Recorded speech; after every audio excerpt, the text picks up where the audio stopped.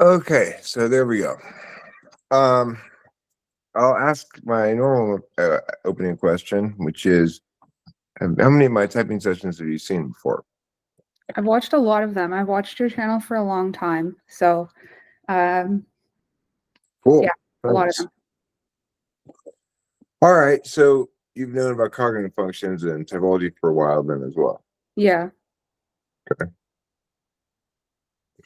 Um, do you think your interest in cognitive functions is more about informing you about yourself or about other people?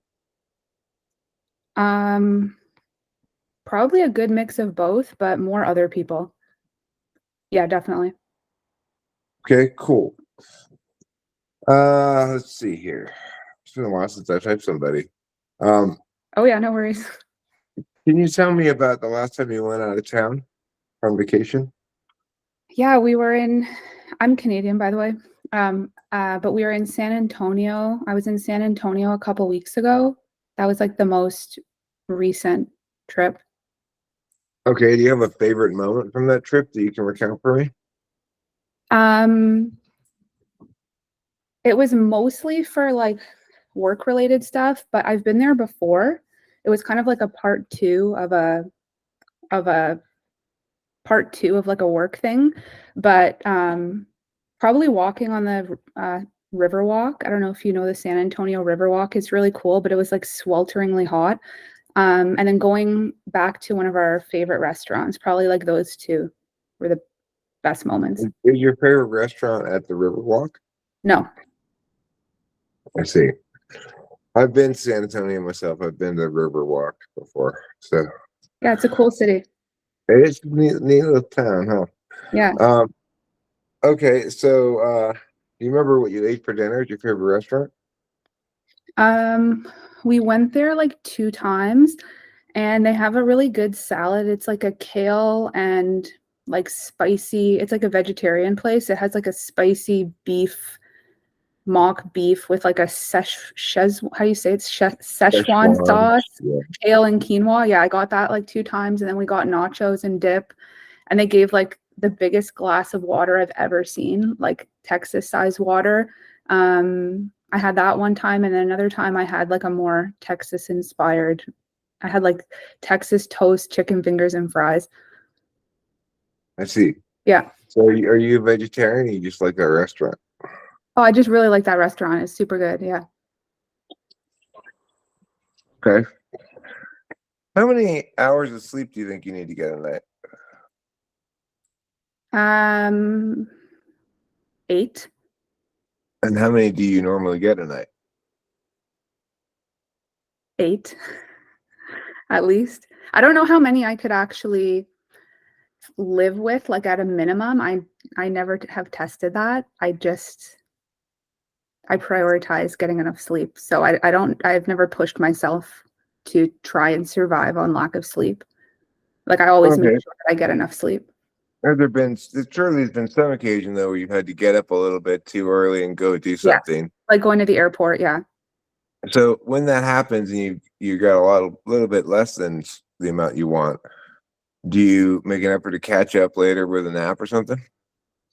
Not intentionally. Like this was actually when we went to San Antonio. I had to get up at 4 o'clock in the morning to go to the airport. So I spring out of bed just the same, but it's more like in the middle of the day, like that next day at 5 o'clock, I'll just like totally collapse. And I don't intentionally take a nap. I will literally just fall asleep, whether I like it or not. So it Mm. just like sleeping will just happen if I don't get enough. What about your eating habits? You 3 square a day, or do you snack, graze, or something like that? Actually, no, I tend to go like long periods of time without eating and then I'll just eat like a big meal. So like I won't eat all day and then I'll eat at like 5 o'clock and then maybe have a snack at night. And but yeah, I don't really I would say I don't really eat regular meals for the most part. Like I usually don't eat breakfast. And a lot of the times I'll skip lunch too. Okay. Um, my coffee here. Okay. So What kind of media do you consume most? Like YouTube videos, TV, a mix of them, movies, books. What? Yeah, I watch a lot of YouTube. I like reality TV, so like The Bachelorette, Survivor, um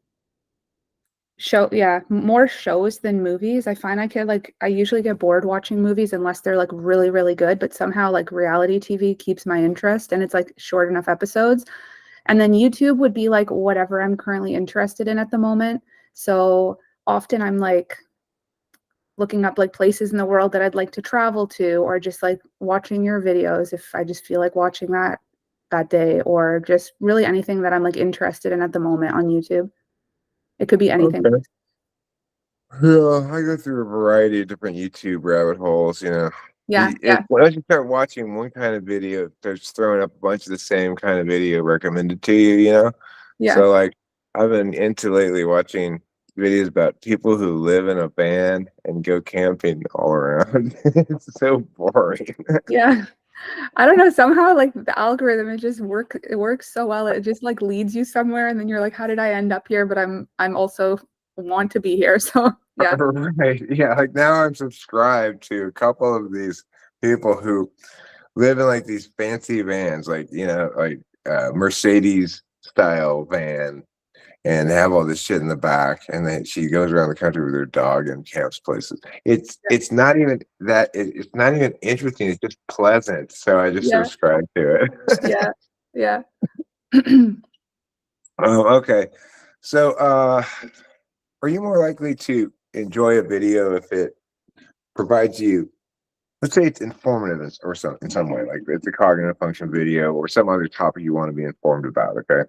Mhm. Um, would you rather have it present some new ideas you never heard before that you think are, you know, maybe thought provoking, let's say, or would you rather have it present ideas that you've heard before, but in a way you've never heard it explained before, so you understand it better? The second one. Yeah, like usually if I'm looking something up, I know generally what I'm wanting to know more about, and I just want it to be explained in a different way, a better way, know more about it. I generally am not looking stuff up to like learn something completely new that I don't already have a reason to like look it up. Okay. Yeah. Do you like true crime style Yeah. videos?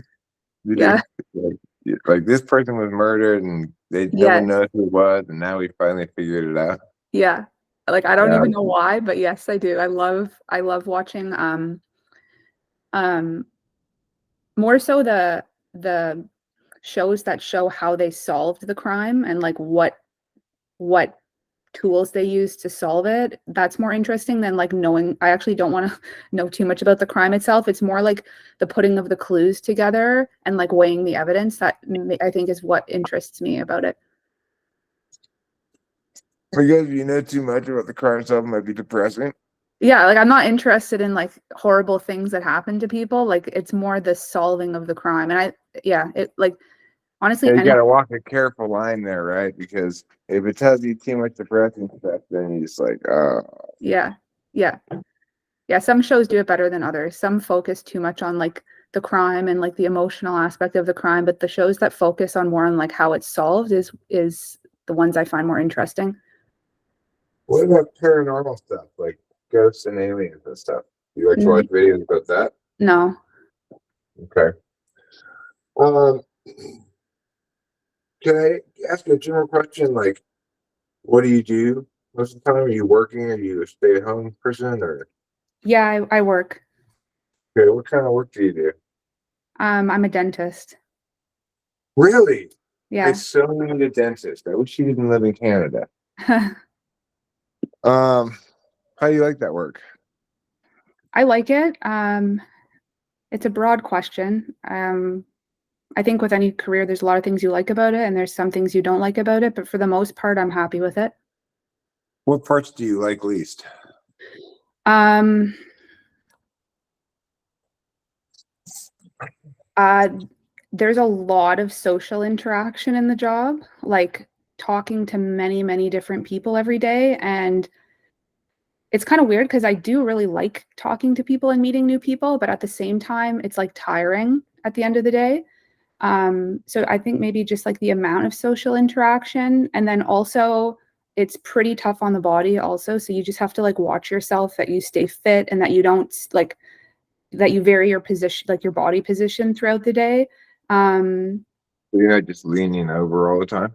yeah, no, I'm like really careful about how I sit and how I work, and I try and like stand some and sit some and just vary like what I'm doing and like walk around as much as possible. So yeah, that, and then probably the um like the amount of socializing that you have to do, and just like, yeah, it's not even that I don't like it. I don't mind it. It's more it tires me by the end of the day. So that aspect. I see. So what Yeah. made you decide to become a dentist? I always liked sciences. I did well in school, and um I like doing like procedures. Like I like doing stuff as opposed to just like, I don't know, maybe fields where you're just more like talking to people. And then it just gave really good like control over your lifestyle. Like you can have your own office and work the hours you want, and you just like have your own little environment that you have like control over, as opposed to maybe like being a doctor where you're in the hospital and now you're like kind of beholden to the hospital system. Dentistry, you just have like a lot more control over like how you want to work, and um just like everything about your career basically. And then I really like doing like small procedures. Yeah. Well, I don't know how it is in Canada, but the nice thing about being a dentist in the US is you're not dealing with insurance companies very much. Yeah, the insurance thing here is pretty straightforward. It's like insurance for dentists is quite different in the US and Canada, but here it's like a pretty straightforward system, so it's not too bad. Hmm. I think in the US, dentists like the fact that you're not so much dealing with insurance companies because you get actual like cash payments for every procedure done. So the more you work, the more you make, and Yeah, uh, yeah. it's considered something you not really need in the US. So there's not really any insurance for it because people Huh. have to pay out of pocket for dentist stuff. Oh, really? Wow. Um, okay.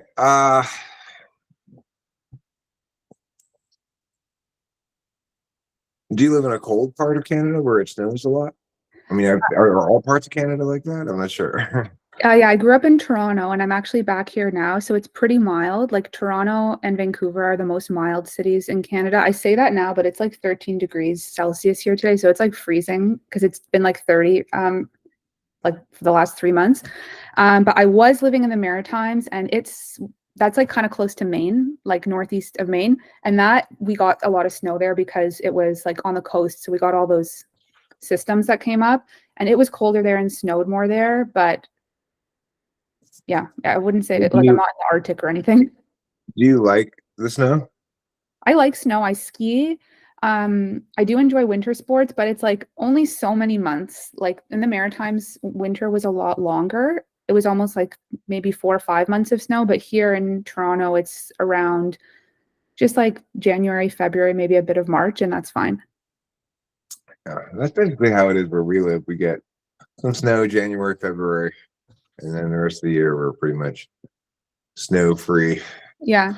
Yeah, it's a good mix. Um, And it's nice to have the seasons also, like just to have some variety throughout the year.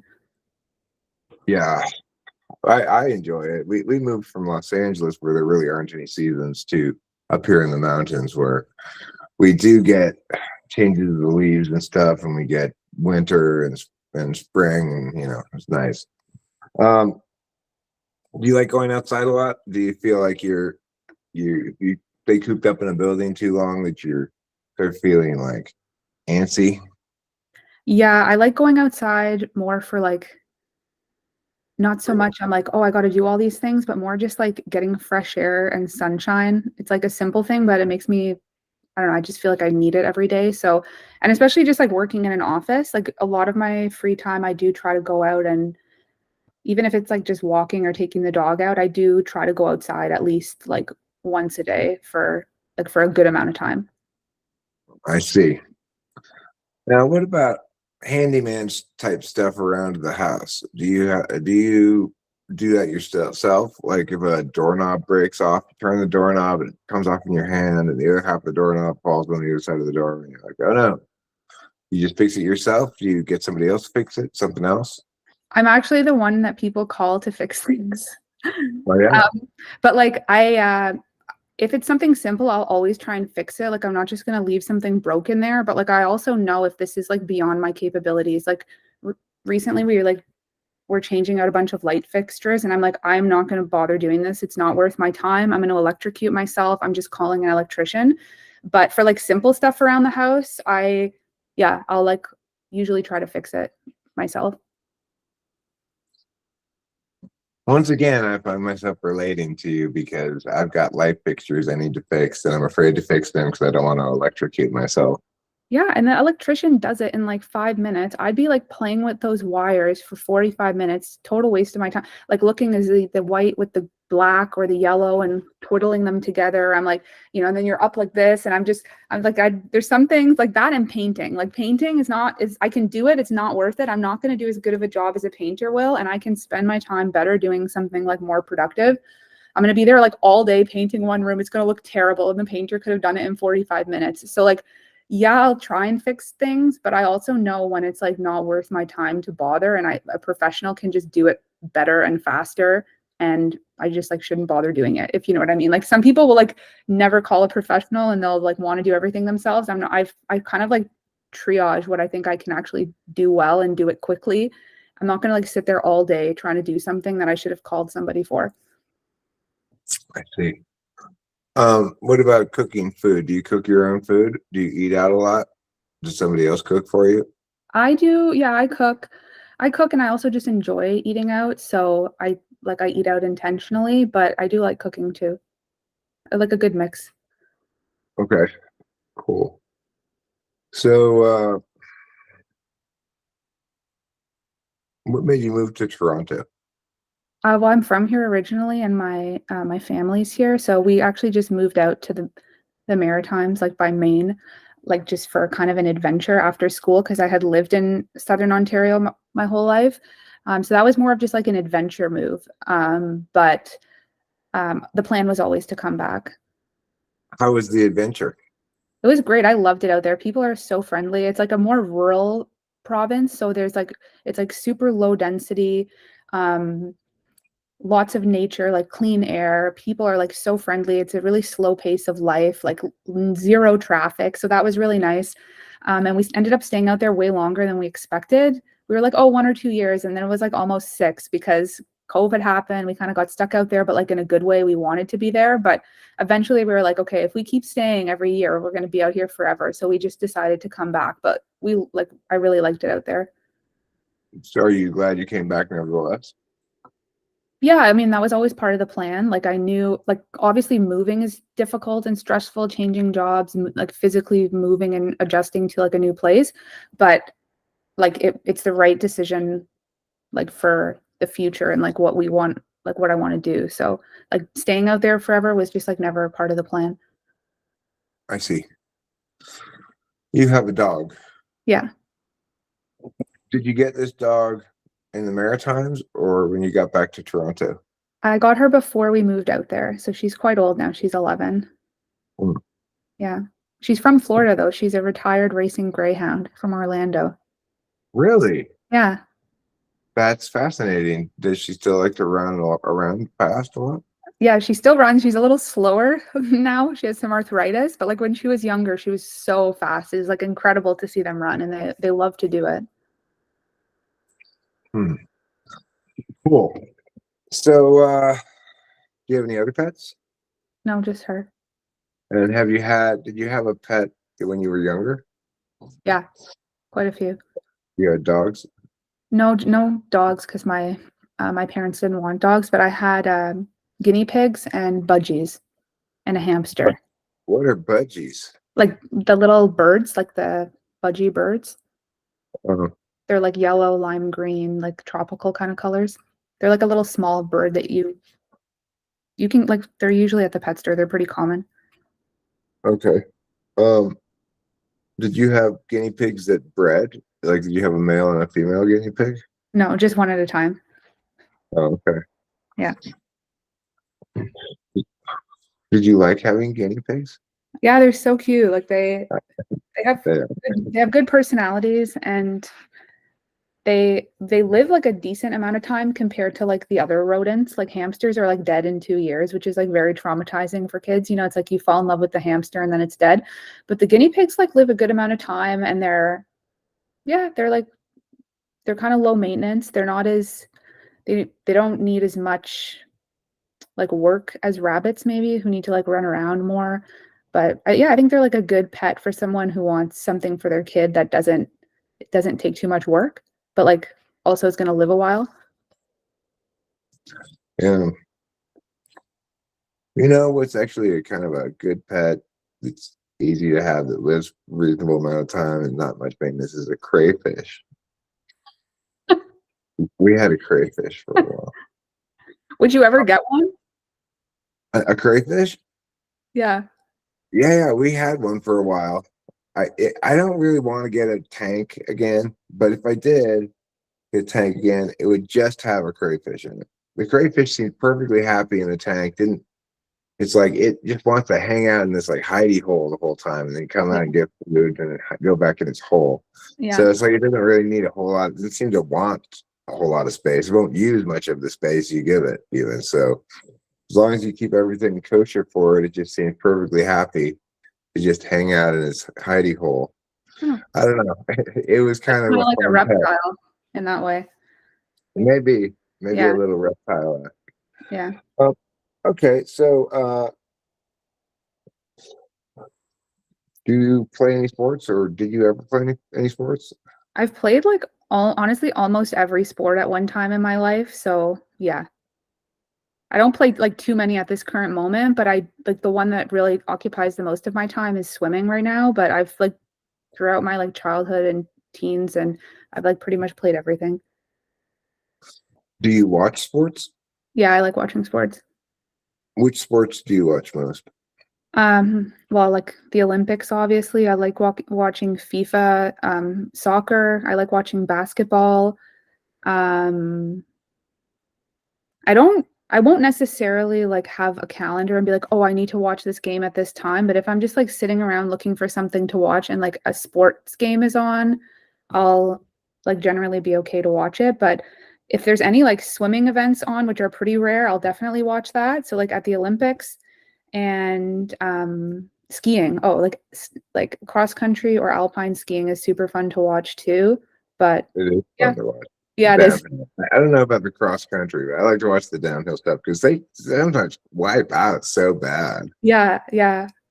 There's like very little margin for error in like the racing downhill, so it's pretty like exciting to watch. Did you watch Reagan and her breakdance?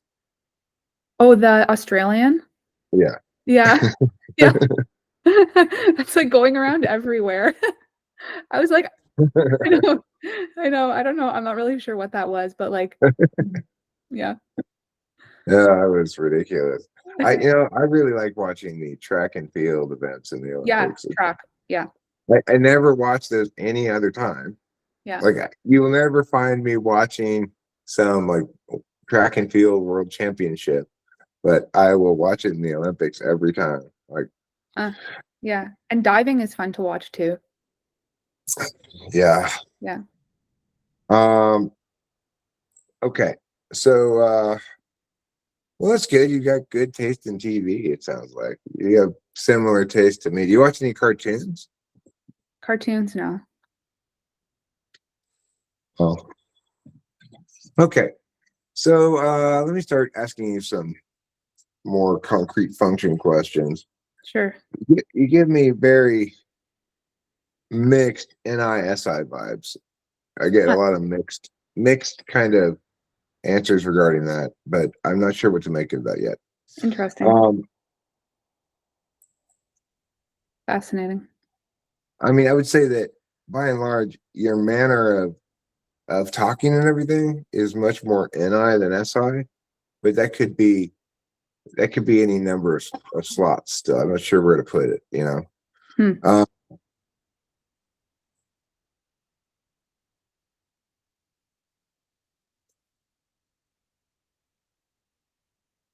Okay. What do you think's most important before you take action? You're to know clearly, either via experience or intuition, or to have time to decide clearly via your logic or feelings. To know. Okay.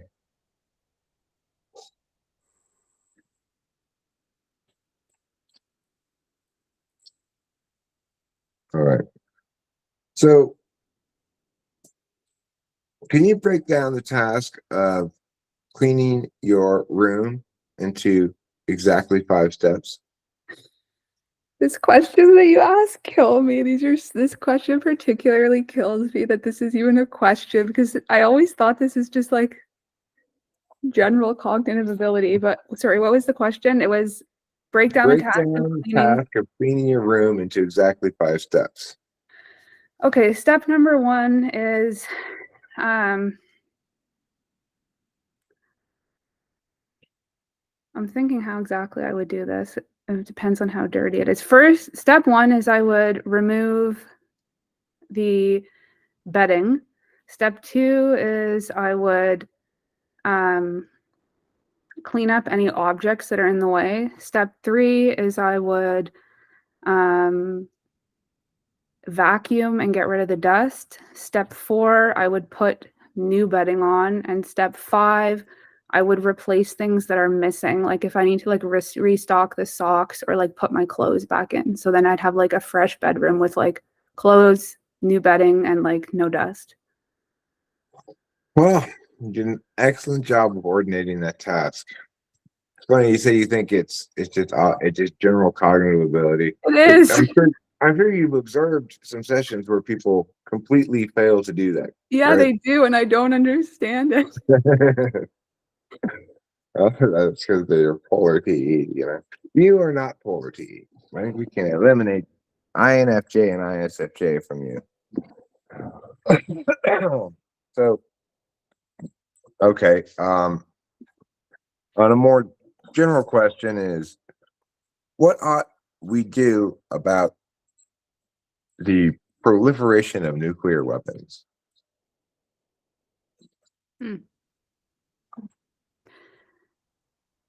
From the perspective of wanting to promote them or to control them.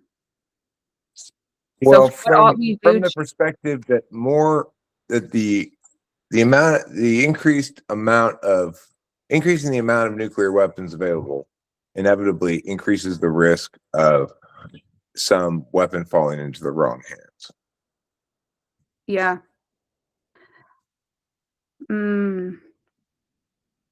That's a tough one. So what we should do to prevent nuclear weapons from becoming common enough that the wrong people get them, essentially, is what you're asking. I Yeah, just want to make sure I know the question. Okay. that's excellent work there. I really appreciate the the rigor with which you're addressing the thing. No problem. This is difficult because it's like it involves a lot of like government stuff, and when that is in the case, there's a lot of maybe like you could see the wrong things happening. But I guess the only way to deal with it would be to have some kind of like international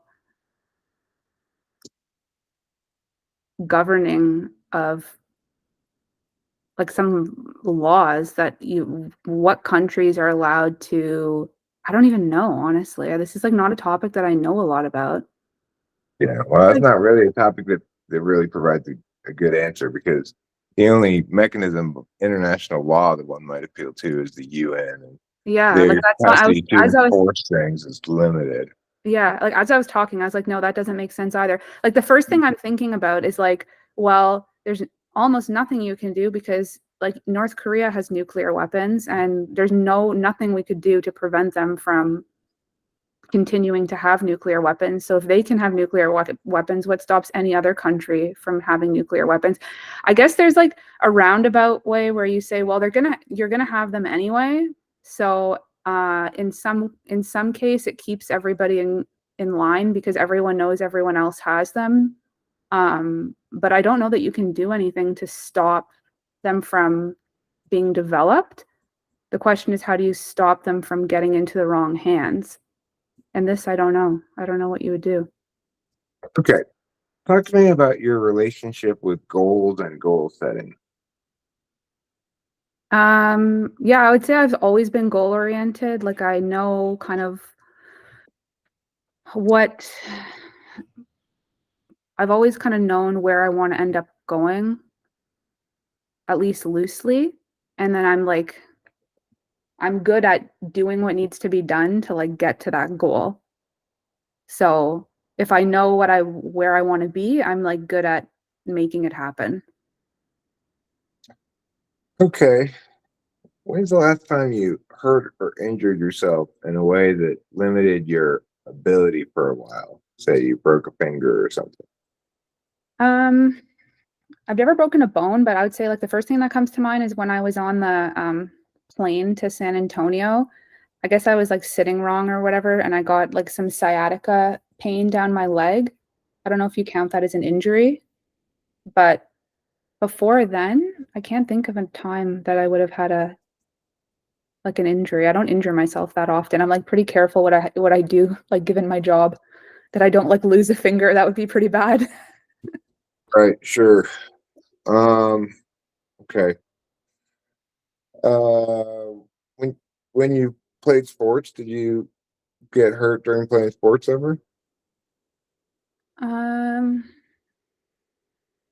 I ski a lot and I can't remember the last time I fell. Like I don't really fall. I've always been like cautious to make sure I don't get injured, and there's nothing that comes to mind. Like there's not something I'm like I can't remember. Like I don't actually think I've ever been terribly injured. Oh, well, maybe in grade 7 dancing, I like pulled my hamstring, my right hamstring, and that was like a problem for a year. Like I think I tore it, not pulled. I think I tore part of my muscle, so I like literally couldn't walk for like at least 6 months properly. That was probably like my worst injury, and I think ever since that one, I try not to injure myself. So when the injury happened with your leg, were you in the middle of dancing? Yeah. Was it like you stop immediately, like or did you keep dancing for a while? I think it was like I was like doing the splits, but like I hadn't warmed up properly. And then I just like tried to get into the splits too fast. And that's how it like I heard like a pop, like the muscle literally like tore. So it wasn't really dancing. It was more like I was doing something where I wasn't warmed up properly. I see. Yeah. Hmm. Okay. Do you have specific goals now that you have for the short-term future, medium-term future, long-term future? Yeah. Can you articulate some of those goals? Yeah, I'm in the process of starting my own dental office. So we're in like the construction. Like I purchased two like commercial units. They're like small, but I'm going to join them together because they're next door. And we're in like the construction and development phase for that. And then I have a second location that I've signed a lease for like a few years down the road. So that's like the short term. That's like occupying the majority of my time right now is like building these offices. And then that's probably like the 5-year plan is just like getting these going. And then obviously going to work there for a while. And then I'm hoping to eventually someday in the future have a place somewhere warm that like I can go to. But I think before picking that, I want to like just see more of the world and see like where I really like to be. And then yeah, I just like Do foresee you myself. want like a summer home in some tropical location? It's actually not like a fancy thing that I'm thinking. Like I literally want a shed somewhere in the middle of like a tropical jungle where I can just like pick fruits all day. Like I don't want like the I am fancy. not judging you for being successful and having successful person aspirations. Okay, I No, think good for you no, but I completely. actually want a shed though. Like you are mistaken. I want a shed in the jungle. Like that's my dream. I don't want some like fancy beach house. But Um, you'll miss the internet. what? You'll miss the internet too much. Yeah, I don't want to live there full time. It's more I can see myself like using that during the winter months kind of thing. But Um, yeah, I'm do you hopeful. make any kind of media? Yeah, I have a YouTube channel that I haven't uploaded a video for in the last 2 years, mostly because I've gotten extremely busy and I also got like a little bit shy of filming because my channel started to grow and I'm not somebody who really likes attention. But yeah, I did have a channel for a while and I may go back to it. I haven't What decided. what kind of content did you make? Was it That was about being a dentist? no, that was me. That was me commenting on your live yesterday, Mrs. Invest.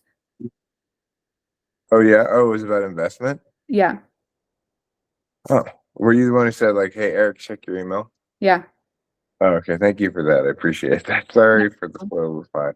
oh no. You caught me on sleepy week where I can't do anything. I was explaining to Rachel I get constipated during sleepy week because I'm so unmotivated. I can't even get the motivation to poo. It's okay. Yeah. Anyway, okay, so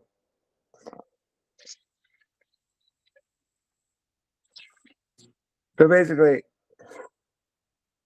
did a YouTube channel thinking I've got a good idea of what I want to talk about. I think it'll be good. Make videos about this. It started to work, and you were like, I'm not sure if I want all that comes along with this. It was more like it started getting like a lot of attention that I don't know, I feel like a lot of people start YouTube because they want a following. I more started making videos because I was like interested in these topics and thought they could help people, but in some way I wanted to like not really get a following, which is like kind of counterintuitive. But like I never wanted YouTube for the attention. And then I started getting attention and I was like, "Oh, this is weird." And then also um I started getting really busy with my real life and I started having lack of time to like film videos and I didn't want to just put videos out there that were like not amazing and I just found that I was having difficulty to like allocate enough time to do a good job. And I had also made a lot of the videos of the topics that I wanted to like put out there. Not to say that I couldn't make more, but You yeah, said, but mostly you wanted to say already. yeah. Let's see. Um, okay, I'm gonna ask you some TI questions. Okay. If only dentists pull teeth, and I'm a dentist, do I necessarily pull teeth? No. If all frogs jump, and I'm a frog, do I necessarily jump? Yes. If some bears like honey, and all things that like honey play baseball, is it necessarily the case that some bears play baseball? If some bears like honey and all say it again. And all honey likers play baseball, is it necessarily the case that some bears play baseball? I'm sorry, I do not want to engage with this question. I I've I'm half forgetting what you said and half my brain is just like no. If some bears like honey, let me try Mhm. one more time. And all things that like honey play baseball. Do some bears play baseball? I would say yes. Yes, correct. Okay. I Can you feel tell like me who? I feel like my brain like has the capacity to answer those questions, but it's like excruciating torture. I don't Okay. even know if I got them right or not, but I just like do not enjoy those questions at all. Okay. You got them all right. Yes, but let me ask a different kind of that kind of question. Um, Who is my mother's father's husband in relation to me?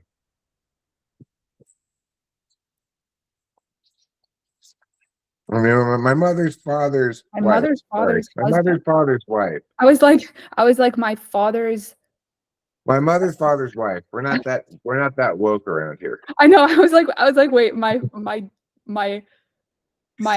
his affair. Like, I was like, wait, what? Say it. Okay, sorry. Go ahead again. My mother's father's wife.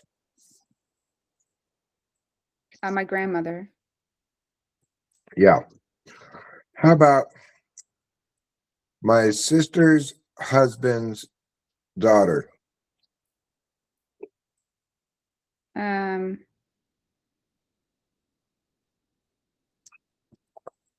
I'm bad with that side of family trees.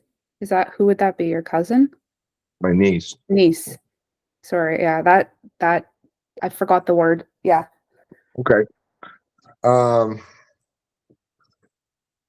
If there are 6 dumplings in a ceiling fan, and a ceiling fan is, and if there are 6 dumplings in a ceiling fan, and a chair represents 3 dumplings, how many dumplings are there in 2 ceiling fans and a chair? I'd have to write this down. I'll say it again. If there are 6 dumplings in a ceiling fan, and a chair is equal to 3 dumplings, how many dumplings is 2 ceiling fans in a chair? This is very easy. The problem is remembering it being said. I honestly don't think I can answer this just hearing it. Okay, it's 15. Okay. Now let me ask you some any questions. How many synonyms can you come up with for the word mischievous? Sly, devious, troublemaker, misbehavior, class clown, sneaky. Okay. I'm going to come up with a new invention. I want you to come up with some snappy marketing names for it, okay? Okay. My new invention is it's a guitar that has a trumpet attached to the top of it. It's attached in such a way that you can naturally play the guitar and play the trumpet at the same time. But you have to push the buttons down on the trumpet with your thumb on your left hand on the back of the guitar. So you finger the trumpet with the back of the guitar buttons. So you have both your hands playing the guitar and this finger, just this one playing the trumpet while you're blowing the trumpet. The first thing that comes to mind is so stupid is like blow your strings off. I guess to blow your strings Yeah. off. I would call maybe like the Teutenstrom or the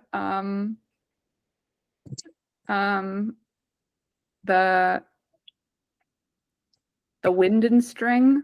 That's kind of lame.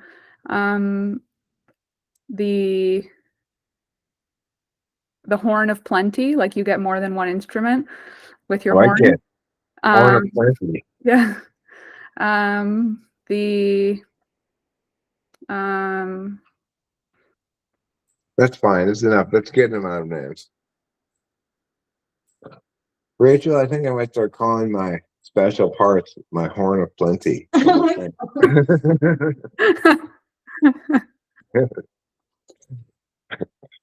Okay. So I believe I know what type you are. Point. I'm gonna just tell you what I think you are, and then you tell me what you think you are, and we'll go from there. Okay. I think you are an ENTJ, and I think you might think you're an INTJ. Wow. Huh. What do Okay. you think you are?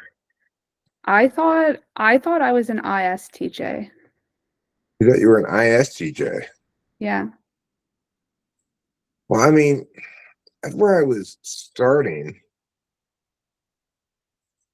was with S, but I kept getting a lot of. Yeah, I actually wanted to ask you about that. Like, why did you say that I gave off like an NI vibe? Well,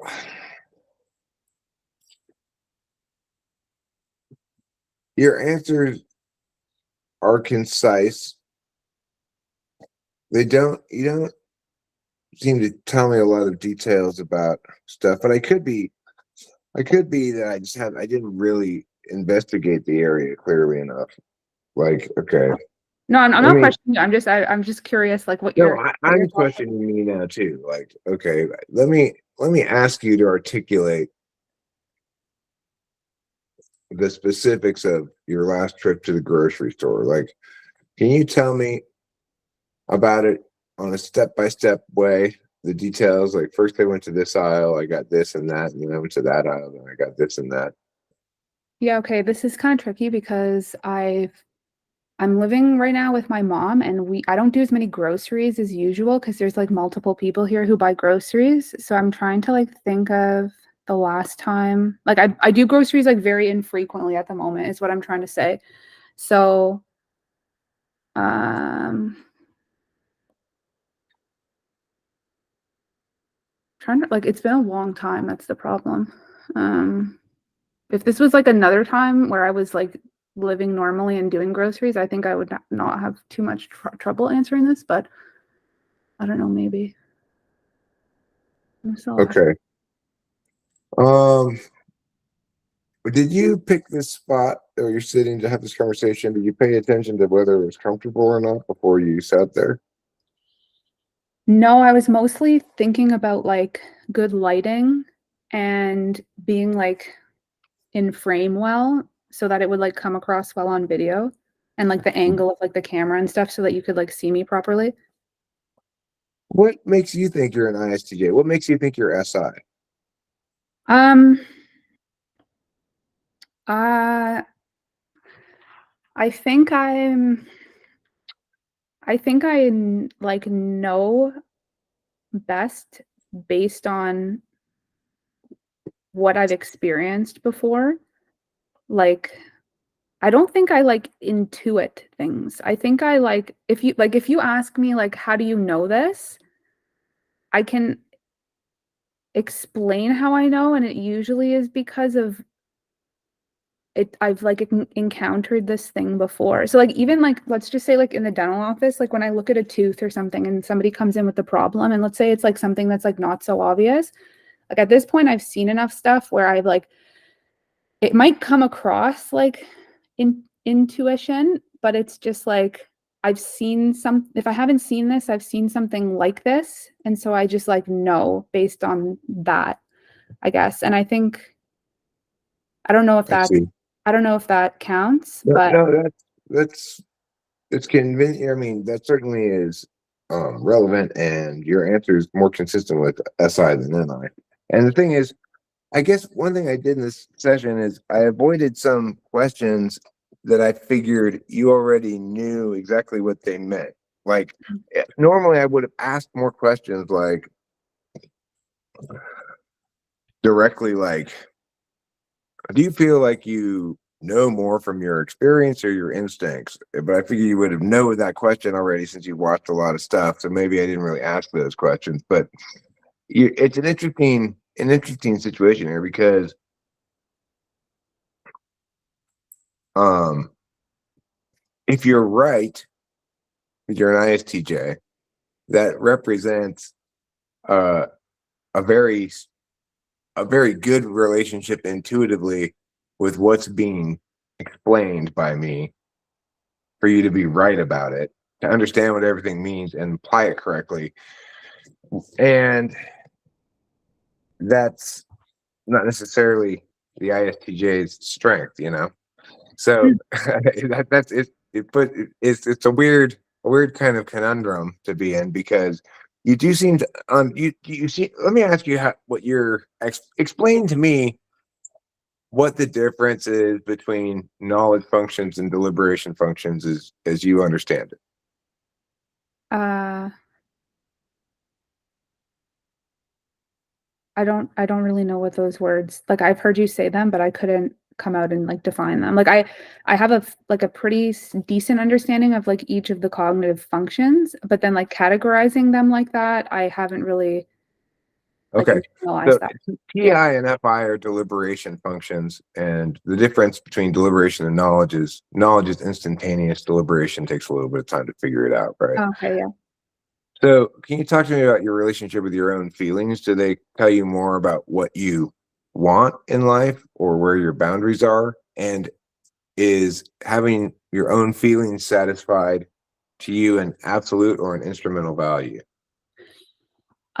Yeah, I think they tell me like what I want, and I think it's just like TE is just like FI in action, isn't it?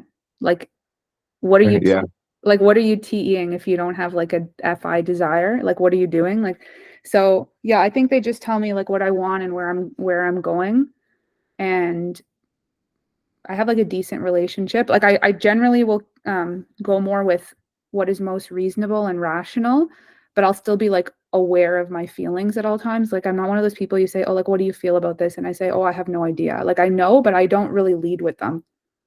Lead with it. Okay. So do you think that your relationship with your feelings, I think it's fair to say that your TE is above your FI. Yeah, I think But so.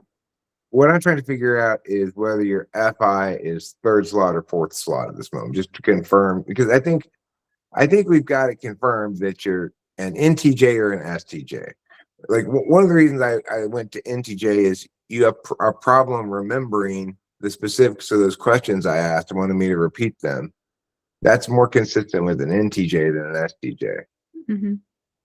but that's not determinate. But Mhm. so do you think that you'd be better off if you had more FI in your life, or do you think you're best off when your FI gets met as you want it without any complications? Oh, easy answer. I wish I had less FI. I think FI like gets in the way more than like I it's like I feel like it's like the function that gets like in the way the most. Like I would not absolutely not want any more FI. Not that I think I have a lot, but I would be very content to even have less. Okay. Can you talk to me about some events or moments in which you felt positive FI? Um I think actually maybe this would be it. When we were looking for our house, like, I said we just moved back from the Maritimes. We were looking for our house and we had seen like a bunch of houses at this point, and we walked into one on just like an open house day that the photos didn't look very good, and we were just like, well, we're here, let's just might as well make a day of it. So we went into this house, and it was one of those situations where like the photos kind of made the house look worse than it really is. And I walked in, and like before I even got to the staircase, I was just like looking around thinking to myself, oh, I should also say the house was like seniors owned it. So it was very much like a aesthetically like 80-year olds plus, like decor and things like that, furniture, like all the decor was super, super old. So it wasn't really something that people would walk in and go, wow. But I like walked into it and I was like, just thinking to myself, I was like, this is a good house. Like I feel good in here and I can't explain why. And I couldn't even understand why I liked it so much. I just like had a feeling. I was like, yeah, this house is good. And it had been on the market. Maybe it's like a TE thing too. I was like, this house is in a very good neighborhood. It's been on the market for a while because it's filled with seniors furniture. And I can probably get this house for a good price and like make it look good. And I'm gonna do well like on it. But it was also like an FI thing. I just like felt good being in there. And I cannot articulate the reason why, which is annoying. Like FI annoys me because It sounds to me like you're describing NI, really. you think so? Yeah, you walked in and you noted that what a good house it was, despite the misleading cues. Right, there were misleading cues that made maybe other people go, "Oh, I don't like this. It's too old lady or whatever." You knew the potential of it from some other cues that you were looking at. Probably TE. Basically, you're saying your combination of TE and NI made you go, "This is undervalued by others." Yeah, I was like, why is this house not sold? It's so good. It's just like maybe not doesn't appear so from the photos, which doesn't get people through the door. And then just like the decor, like people don't see past like furniture, which is crazy to me. Like the furniture is going to move out, like you're buying the house. Yeah. Okay. Well, This is interesting though. I'm like loving seeing you try and figure this out. Like it's very interesting. well, I also don't, I'm not saying necessarily I'm right. I'm just saying like that's what I thought. I could be wrong. well. I mean, the thing is, I think we can eliminate. I suspect. Well, let me try this question to make sure we can eliminate this. So I'm going to give you a long question with needless details, some redundancies, stuff like that. Okay. And I want you to collapse it down into a short nutshell of the sentence. For people who aren't afraid of an occasional wildfire and who enjoy living places where there are trees and bushes all around, perhaps you should move to the Sierra Nevada mountains in the middle of California, where snows aplenty come during the winter, but also hot, dry summers that can result in wildfires, which may cause you to have to evacuate your house, get extra kinds of insurance, or otherwise have your house burned down. But despite these things, if you would like to live where there's lots of trees and stuff, and you enjoy outside and fresh air, you should perhaps move to Mariposa County. I was laughing because I like was starting to tune you out. That was very boring to listen to. I would say like if you like nature and don't mind the occasional fire, consider moving to California. Excellent. You did an excellent job. You are not bipolar. Okay. And Hi, that doesn't, Rachel. you said hi, Rachel. Oh, hi. Hi, Hi. Daniella. Hi.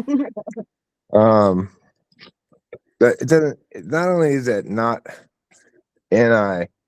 polar, but that really doesn't even sound like NIA. You know, it's so obviously concise. And the fact that you're trying to tune me out on multiple occasions in this discussion, you've indicated need for me to repeat things because you couldn't remember the specifics.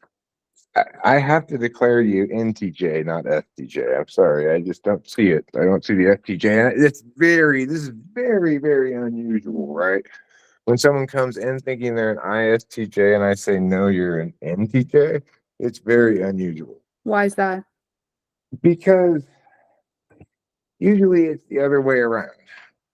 Usually, STJ might come in thinking they're an intuitive because they've read a type description of some intuitives and they referenced their experience and found instances of themselves that are consistent with that description of the intuitive, and then concluded, and basically you with a subjective deliberation function cherry picked the data and found data consistent with that description and called themselves an intuitive.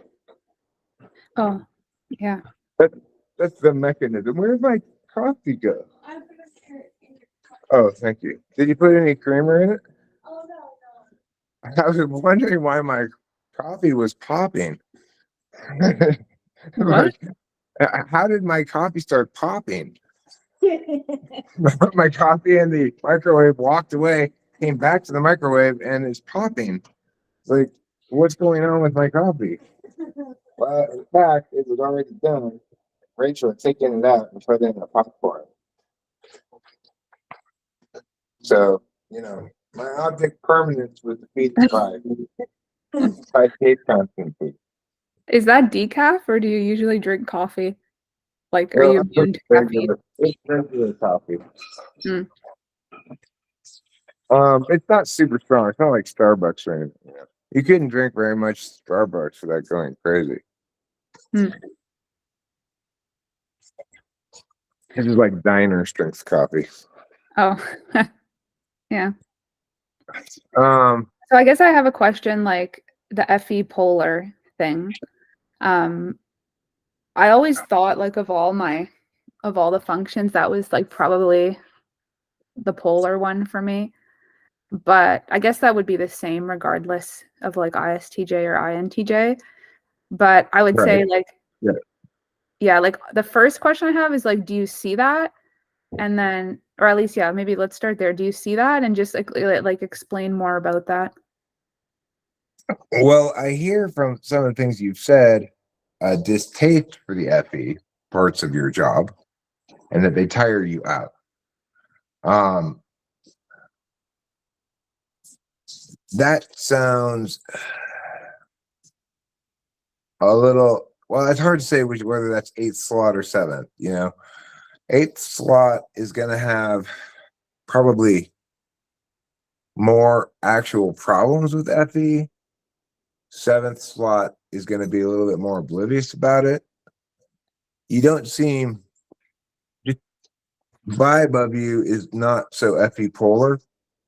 It's not super FE eighth either, but that's not very informative regardless. What I'm trying to figure out is if you're SI polar, because it's very difficult to distinguish between ENTJs and INTJs, and it's very difficult to distinguish between ENFJs and INFJs. Okay, Because but here's the thing, like I sleep better and like take care of myself better than like probably anybody that I know. Like I just like I like cannot survive without sleeping like enough hours. Like I'm not like some people they're like they sleep 6 hours at night. And I'm not like trying to make a case here one way or the other, but I'm just like some people like can no, sleep 6 hours. dude, trying to make cases fine. And that's a good point. I mean, it is atypical of seventh slot SI, especially, to get enough sleep. I don't know if it's that atypical of eighth slot SI. Rachel obviously doesn't, on her own accord, sleep very well, but it seems like seventh slot SI has fewer problems from SI than eighth slot. I'm still leaning ENTJ, really. Really? What like maybe like not so much any like particulars, but like why overall do you feel like that is the case? Like is there something that you can't really explain like from a oh you said this so this is this No, slot? I Is can there like explain an for the over SI. For the SINI thing, I can explain easily. You tune out when my sentence starts going on for a while. You don't care about, recall, or include the details that aren't relevant to things. That's very consistent with having an NI tool function of relevance. If I'm always doing things based on the relevance of things, and it's a great tool function to go along with TE because you've got a little bit of a weakness in the thing that's telling you what your goal is. In other words, you'd be better off in life if you had more FI clearly, like more clear FI. I clearly want this and I clearly don't want that. It helps shape your TE, right? And then, but the NI is the thing that tells you this is the single best way to achieve that goal. And so if you're using that as a tool function of relevance, then you're never actually consulting your experience as a deciding factor in decisions that need to be made. Sure, you're going to have relevant experiential information from previous patients and stuff that will inform your intuition. But I just don't hear, I don't, in general, I don't hear the kind of detailed, focused attention that SI provides. SI people don't usually ask me to repeat questions, for example. Interesting. Like the dumplings, ceiling fan, chair question. That's like an easy question. I just cannot do that from hearing it. Because Like the math is not a problem. the only reason you can't is because I used units that aren't units, right? So if I had said there are $6, there's the conversion rate is 1 yen per $6. and there are and then a Deutschmark is 2 yens and 50 cents. How many American monies is one Deutschmark? Well, you'd be easily enough to go, okay, well, it's Yeah. $12.50, right? Because they're units that are actual units. Yeah. When you put in things that aren't actual units, it makes people use SI to recall the details that aren't relevant in your mind, in anybody's mind, to the question, because they're not actually units. Hmm. But you have to treat them as though they are. Hmm. So that's a very definitive kind of SI-NI question, and you answered it in as NI a way as you possibly could. Huh. And also not in a TI conscious way. My TI question is faced direct countervaluing by you, which is more consistent with INTJ than ENTJ. But I have like so much respect for TI, but it also like drives me crazy thinking about those questions. Like my brain like hurts trying to like produce those answers. And then I just, yeah, it's so important. At the same time, I also don't want to be the one. I like my thinking to result in like results. I don't like my thinking to just result in like, I understand this deeper now. Like, okay, what am I going to do with it? Yeah, like, yeah, well, that's also a super NTJ thing to say. I heard something very similar in a conversation I had with Alexis Kingsley, who's an INTJ, the other day. huh, I don't know who that is. Okay, so I'm not 100% sure ENTJ or INTJ. I'll ask this question: do other people perceive you as being more extroverted than you actually are, or as more introverted than you actually are? Oh, I would say people think I'm more extroverted than I am because when I'm around people, I put in effort to, like, I want to have a good time and I'm not like sitting in the corner. Like, I'm talking, I'm joking around with people, but then by the end of the day, I'm like, oh, I'm tired. But like, if you just didn't know and you just like met me at work or whatever, you'd think I was like pretty social. Rachel, you've heard some of this. What are you thinking? Are you thinking NTJ as well? Yeah, I've not seen STJ here. Rachel's got kind of an STJ detector built in as well. If you were, for example, an ESTJ anyway, I think we'd both be able to detect that right away. At first, I did think ISTJ possibly, just in the beginning, like not really knowing, only hearing bits, but yeah, the SI It's just is not not, there. yeah, It's just not there. it could be E. I'm kind of leaning INTJ. Okay, yeah. Well, generally, when people answer the question, or do others perceive you as more extroverted or introverted than you are?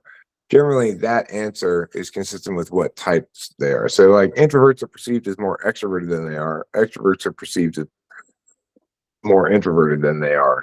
Why do you think that is? Well, That because doesn't make sense. 'Cause, extroverts, like somebody, how is everyone getting perceived wrong? because the reason people believe that of themselves anyway is that, remember, they're not going around and polling other people. This is a question about their perceptions of other people's perceptions, right? Yeah. So the reason that's the case is because extroverts are trying to be less extroverted all the time in order to fit in generally, and introverts are trying to be more extroverted all the time in order to fit in.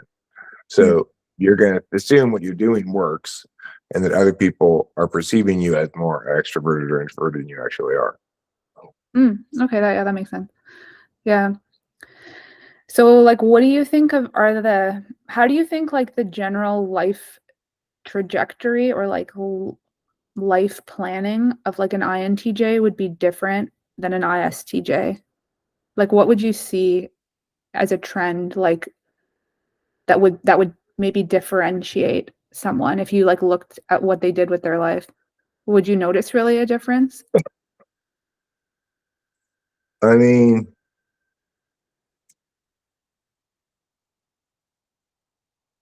I think the ISTJ spends a lot of time making sure they're small scale, on a small scale, that their life is as they want it to be.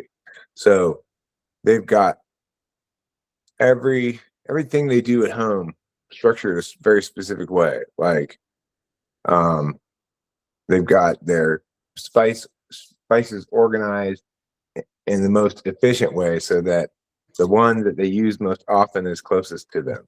They've got like Cameron has this setup when he comes here with his uh, smoking stuff, his bong and stuff like that, right? And he's got this incredible system where everything has its place, a place for everything. His small scale life is organized exactly how he wants it. He's got kind of, when he wakes up during the day, I think he must be like this. Okay, so first I'm going to go through, life algorithm A, which is get up, shower. I always put these things in this place. I always get these things from here. And then I go to check on this thing outside. And then I do this and this. And I know I've got this at this time in the day. And I've got this coming up at this time. And everything is rolling in terms of a small scale plan, getting from event A to event B to event C throughout the day. When he wakes up, he has a clear understanding of exactly what things he's going to do during every time slot during the day, and probably tomorrow as well, but not a lot further ahead than that. He may have some long scale plans, but they're not things he's directing a lot of his attention to so much as sustaining a present that's producing positive cash flow and being, allowing him to be comfortable and consistent and familiar in all aspects of his life. Yeah. I would say, like, for me, I've always used TE, the realm of TE, to like achieve where I know that I want to like be going. So it's like in high school, it's like I knew I wanted to go to university. And then in university, it's like, okay, I know I want to go to professional school. So I'm going to have to like do these things to get there. But it's like always been more forward looking, I would say. And like one of the reasons that I moved back from the Maritimes, because like I graduated 6 years ago. So I like I didn't own the office. I was just working there, like getting experience. And like it's great day to day, but there's like no future in that. And like you don't really own anything. You're just kind of like a painter. Like you show up, you get paid for painting and you go home, but you don't have anything really. Like it's kind of like renting in a way. And so as much as I loved it out there, I knew that like I needed to kind of like take the next step and like build offices of my own, because that's kind of like that's just like the future that I saw for myself that I know needed to happen. As like uncomfortable as it was to like leave such a great job, like I knew I had to do it because that's like what the next step was to do. Okay. Well, I mean, I don't find that very informative about what type you are. I find the inclusion of the amount of details you included and the concision, overall singular pointedness of what you said to be much more consistent with INTJ than ISTJ. Based on Rachel's intuition and a couple of other questions, and including the fact that your SI seems maybe a little bit better than polar. Like ENTJ would probably be like, oh, I need only 4 hours of sleep a night, but I often have to get 6. I wish I only needed 4 hours and something like that. No. So I think my conclusion, my final typing of you is going to be INTJ, but I'd say I'd leave a little room open for possibility of ENTJ. Can I ask one more question? Maybe Rachel would be good for this one too. Sure. How do you like, I think I consider myself to like present, I could be totally wrong, you tell me, but like I consider myself to be like generally pleasant and like friendly, and I try my best to like get along with people and not like, I want everybody to get along. I don't want to stir the pot, like even just in a work environment or just in general. But like my question here is, how can I like relate to FETI people better when like solving problems or like working through issues, or when there's something that needs to be fixed, because sometimes I just feel like we are speaking a different language. Like I'm so focused on like the job, and they're just like, but we have to get along. And I'm just, I don't want them to like bend themselves to suit me, but I just feel like sometimes we're like on two different wavelengths. So do you have any suggestions about that? That sounds epipolar. It does sound very epipolar. Do you have any suggestions? No, If it's a lady, compliment her when you first encounter her on one of the things she has. yes, I do that a lot. But for me, it's genuine. It's like, but it doesn't have to be genuine. It sounds like this. Oh my gosh, I really love your ring. Yeah. You've got, or oh my gosh, your hair thing is lovely. Wait, I think I missed the first thing you said. You said something when you first meet somebody. I didn't catch it. Oh, you compliment. This is if it's a lady, okay? You compliment her on something that she has on, like, oh, I really like your hat, or oh, what a cute sweater, or something like that. No, I don't mean like just small talk. I mean like, let's say when there's like a problem that has to be worked through, I feel like TEFI works through it very differently than FETI people do. Can you give me an example of such a problem? And this is another thing that suggests NTJ, right? You're talking about it in generalities. You don't tend towards giving examples. Like,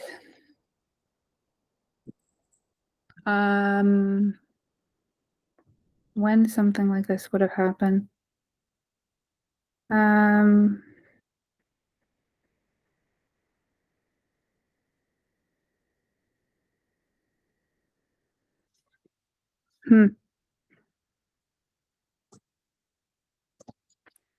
I can't think of anything specifically, but I would say the general thing that happens is I'm like very focused on the job, and I'm like ignoring the people involved in the job. But like the people want to be attended to before they can be in a place where they can focus on the job. And I'm like, but let's just do the job. And they're like, but we need to feel good first. And You're talking then about like your employees and stuff then. actually people, maybe this is more just like in like closer relationships than that. I think at work I generally don't run into too many issues because I have like such good PE systems in place that like everyone knows what's going on at all times. So I don't like, there aren't that many fires to put out, but maybe more Okay, just so like, if you're talking about personal stuff, yeah, then the issue is going to be like they want to not just be doing this job or complete a task with you. They also view it as a chance spend some time and catch up with you. So it's like it may be the most efficient thing and the logical thing from your perspective to just get right down to work on the job. But before they start working, they want to say, let's have a lemonade. Tell me some stories about your time as a dentist. Have you met any patients recently whose teeth really spoke to you?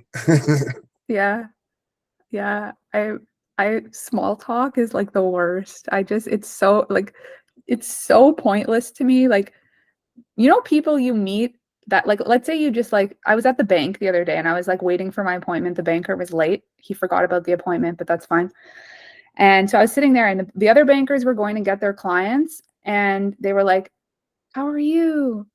Oh, I'm good. Oh, it's Friday. Yes, it is. It's a long weekend coming up. Isn't that great? Oh, it's great. Or what are you doing? And I'm just like, no, like it's just all this back and forth. Nobody actually cares. And then I was just like, please let my banker not, like he knows me pretty well by now that I just like to get to the point. And then he was like, and then he called me. He was like, oh, hi, Daniella. I fixed your credit card issue. Come on in. And I was like, thank God. Like we didn't have to go through that. So I think it's like other people see it as like, maybe Rachel can weigh in. Like if somebody just like gets to the point like that, they see it as almost like rude. Whereas to me, it just feels like that stuff gets in the way of like what you're actually trying to do. What do you think? I mean, it does, but I guess for me to have a polite interaction, I somehow make it a little bit more personal, or just like I can't get down to the point. I try. Yeah, well, Rachel's sort of reading the other person the whole time, you know, responding accordingly. So if the other person is um displaying openness to whatever, like if they're interested in chatting, she'll chat for a while and then wait for them to sort of cue that it's time to go on to the topic, and she's basically being responsive to the other person the whole time. Yeah. Whereas you have a clear goal in mind and you're being driven by completing that goal. Yeah. And Rachel may have a goal also, but she still goes about interfacing differently. You know, she'll get the person to like her and then get what she wants that way. Yeah, that's true. Like FE is, I feel like it's like as efficient as TE at getting what you want. It just gets like it can get there in a different way. Like some people, Yeah. like FE DOMs, they like literally don't have to do anything. They can just get other people to do everything for them so masterfully. I'm just like, wow, that's amazing. I could never do that. I just like, yeah, I just like don't have that skill basically. And yeah, but like the vibe reading thing, I definitely don't do that. Yeah, that's not a skill of mine, I would say. Right. Because the people you're engaging with are just steps in your ordinated plan to accomplish something, whether it's something small, like get this problem with the bank fixed, or something larger, like get this hut in the tropics. I know that sounds so terrible because I love people, but like it's kind of like true. I guess I'm just like very task oriented, and I'm always Yeah. like, yeah. All right. So I think we'll settle on INTJ with the possibility of ENTJ. I don't think I can get any better than that. SI polar, FE8, FE polar, SI8 is really hard to distinguish. Cool. I really enjoyed this both having both of you guys, and I've watched your channel for so long, so it was like kind of cool to finally get typed. But yeah, this was awesome. So thanks a lot. I enjoyed it a lot too. Are you comfortable with me publishing this, or would you like me to share it with you privately? Yeah, definitely go ahead and publish it. All right, Let's see what fantastic. people We'll have do to say. so. All right, thanks a lot. Okay.